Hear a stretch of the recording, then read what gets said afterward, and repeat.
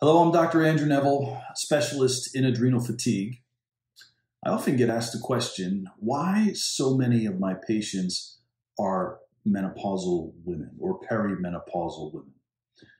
And it's a great question. I mean, in general, most of my patients are women anyway.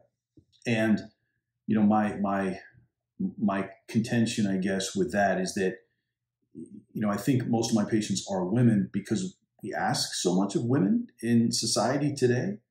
And what that does is it has women, filling up their bucket just faster than the average person, right? Because it's not enough just to be a homemaker or a mother or wife. Now there's pressure to either, bring in an income or pressure to be professional. And it's too much. And it's like a lot of women are asked to handle multiple jobs and it just becomes too much. And depending on the size of your bucket, it can be overwhelmed over time.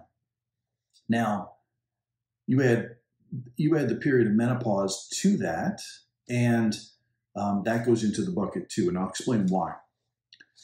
As a woman matures in years, even after age 40, her ovarian hormones are gradually going to decline, right? 40, 45, 50. That's a normal, natural process. That is not a disease. That's how it's supposed to happen, right? Well, interestingly, age 40, 45, 50, her adrenal glands actually start to increase their production of those same ovarian hormones, progesterone, testosterone, some estrogen. And what that does, it's designed to ease a woman through menopause, no symptoms. No symptoms. In fact, postmenopausally, when we test women, most of her ovarian hormones are actually coming from her adrenals, not her ovaries.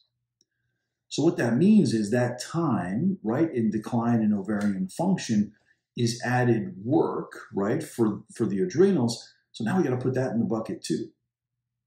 Now, I wasn't taught this stuff in med school. It wasn't till I dug in real deep into physiology and research and biochemistry that I learned all this stuff. So most people don't talk about it necessarily. It's easy just to throw hormones at women. And I'm not against using bioidentical hormones for treatment, right? That does add support, and that actually spares the adrenal gland, right?